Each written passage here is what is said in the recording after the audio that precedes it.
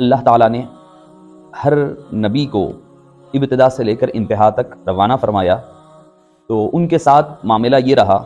کہ ایک گروہ رہا، ہر نبی کے ساتھ رہا، ایک گروہ وہ رہا جو ماننے والوں کا رہا، اور دوسرا گروہ رہا جو منکرین کا رہا، انکار کرنے والوں کا رہا، اور ایک تیسرا گروہ بین بین رہنے والا رہا، نہ ادھر نہ ادھر، درمیان میں رہنے والے، جن کا قرآن کریم نے بڑا ہی خوبصورت انداز میں سانچہ کھینچا ہے، نقشہ کھینچا ہے، کہتے ہوئے کہ مذبذبین بین ذالک لا الہ اولائی ولا الہ اولا، وہ درمیان میں لٹک رہے ہیں، تذبذب کا شکار ہے، کبھی ادھر جا رہے ہیں کبھی ادھر جا رہے ہیں، نہ پورے ادھر کے ہوتے ہیں نہ پورے ادھر کے ہوتے ہیں۔ معزز سامعین کرام، یہ معاملہ ہر دور میں ہر نبی کے ساتھ پیش آیا ہے، ماننے والے بھی رہے ہیں، نہ ماننے والے بھی رہے ہیں، اور جب ماننے والے ہمیشہ سے قلیل معدودہ رہے ہیں، یعنی تھوڑے رہے ہیں، اور نہ ماننے والوں کی کثرت رہی ہے ابتداءً، بعد میں جا کر آہستہ آہستہ ان لوگوں کی تعداد میں اضافہ ہوتا رہا۔ معزز سامعین کرام، کوئی بھی تحریک ہو یا کوئی بھی مشن ہو، اس کا آغاز جب ہوتا ہے تو مخالفتیں اتنی ہی شدت کے ساتھ اٹھتی ہیں۔ تحریک جس قدر مضبوط ہوگی، مخالفتیں بھی اتنی شدت کے ساتھ اس کا سامنا کرنا پڑتا ہے۔ بعد میں جب حالات سدھر جائے، حالات ٹھنڈے ہو جائیں، حالات موافق ہو جائیں، اس وقت جا کر کے ساتھ دینا یہ کوئی بڑا کمال نہیں ہے۔ جو ابتدا میں جو مسائل اور مصائب آتے ہیں، ان حالات کا مقابلہ کرنے والے سب سے پہلے، میں سمجھتا ہوں کہ وہ سب سے پہلے وہ لوگ ہوتے ہیں جن کے اندر اللہ تعالیٰ عظیمت رکھتا ہے، اور جن کے اندر جمع مردی کو اللہ تعالیٰ اور فطرت سلیمہ جسے اللہ عطا فرماتا ہے۔ ویسے تو ہر انسان میں فطرت سلیمہ ہوتی ہے، مگر کسی میں کچھ کم ہوتی ہے، کسی میں کچھ زیادہ ہوتی ہے، تو جس میں زیادہ ہوتی ہے وہ سلیم الفطرت ہونے کے اعتبار سے اس اللہ کے انبیاء کرام کے لائے ہوئے مبارک مشن کو فوری طور پر قبول کرتے ہیں، اور اس کا ساتھ اور حامی و مددگار بن جایا کرتے ہیں۔ اسی لیے قرآن کریم نے حبیب پاک صلی اللہ علیہ وسلم کے صحابہ کرام، جنہوں نے آپ صلی اللہ علیہ وسلم پر اپنا تن من دھن سب کچھ نچھاور فرمایا ہے، اور جن کا مختلف مقامات پر قرآن کریم میں تذکرہ، ذکر خیر ملتا ہے، احادیث طیبہ میں بھی ان کا ذکر خیر ملتا ہے، جب کبھی قرآن اور صاحب قرآن نے ان کا ذکر فرمایا ہے، ذکر خیر ہی فرمایا ہے، ہر صحابی رسول رضی اللہ عنہم اجمعین کے حوالے سے۔ مگر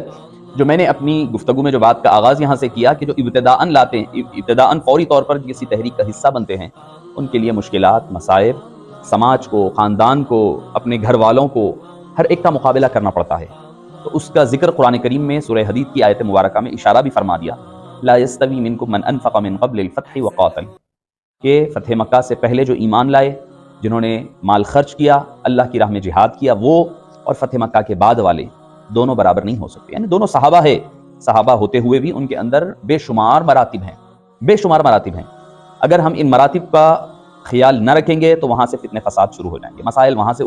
الجھنے، مسائل وہاں سے شروع ہوں گے، جب آپ ان مراتب کا، جس کا ذکر اللہ عز و جل نے خود قرآن کریم میں ذکر فرمایا ہے، اور ہمارے علماء کرام نے، فقہاء اعظام نے اس کا مختلف مقامات پر ان کی توجیحات، اس کی تشریحات، خلفائے راشدین کی ہو، پھر عشر مبشرہ کی ہو، پھر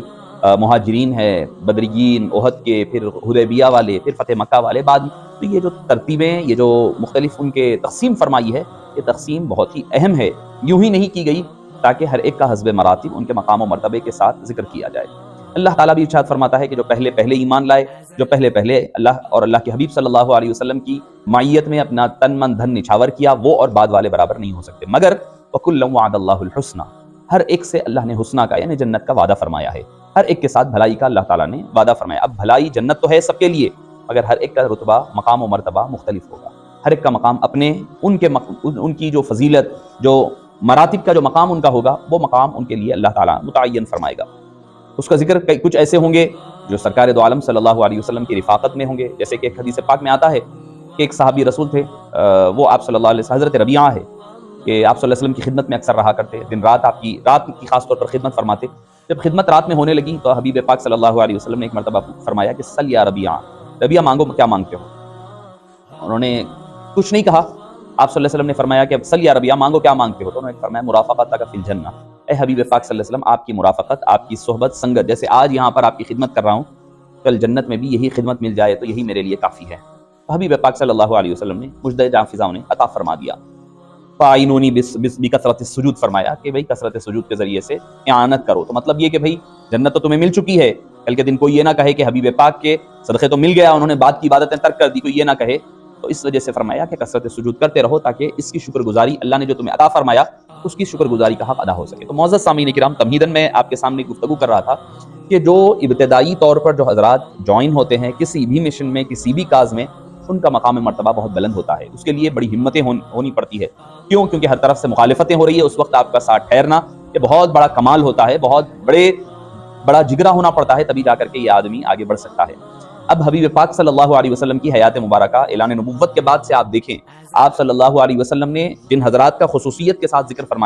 فرمایا کہ جب ایک مرتبہ حضرت سیدتنا بی بی عائشہ رضی اللہ عنہا نے فرمایا، یا رسول اللہ، آپ اس ضعیف خاتون کو، یعنی ام المومنین خدیجہ الکبریٰ رضی اللہ عنہا کے حوالے سے عرض کر رہی تھی، آپ ابھی بھی یاد کرتے ہیں، حالانکہ ان کے گزرے ہوئے ایک بڑا عرصہ اور وقفہ گزر چکا ہے، آپ کو اللہ تعالیٰ نے اور کئی ازواج دی ہیں۔ تو آپ صلی اللہ علیہ وسلم بڑے خفا ہوئے اور فرمایا، اے عائشہ، مجھے خدیجہ نے اس وقت ساتھ دیا جب کسی نے ساتھ نہ دیا، اور مجھے کسی کے مال نے مجھے فائدہ نہ پہنچایا جتنا خدیجہ الکبریٰ رضی اللہ عنہا کے مال نے فائدہ پہنچایا۔ تو معزز سامعین کرام، حالانکہ بعد والوں نے ہو سکتا ہے کہ اس سے کئی گنا زیادہ مال خرچ کیا ہوگا، مگر جو ابتدا میں جو ضرورت کے وقت جو پیش آتی ہے، ضرورت جس کو اللہ نے پھر اشارتاً بعض مفسرین نے فرمایا وَوَجَدَكَ عَائِلًا فَأَغْنَا، یہ حضرت خدیجہ الکبریٰ رضی اللہ عنہا کی شان ہے کہ ہم نے آپ کو عائلن یعنی تنگ دست پایا، ظاہری طور پر، مالی طور پر، فَأَغْنَا، تو ہم نے خدیجہ الکبریٰ کی شکل میں مال و دولت کی فراوانی دے کر کے آپ کو غنی فرما دیا۔ تو معزز سامعین کرام، اسی طرح حبیب پاک صلی اللہ علیہ وسلم نے اپنے غار یار، اپنے یار غار اور صاحب مزار کا ذکر مبارک بھی اسی الفاظ کے ذریعے سے فرمایا، یہ ارشاد فرماتے ہوئے کہ اس وقت مجھے ابو بکر نے ساتھ دیا جس وقت کسی نے ساتھ نہ دیا۔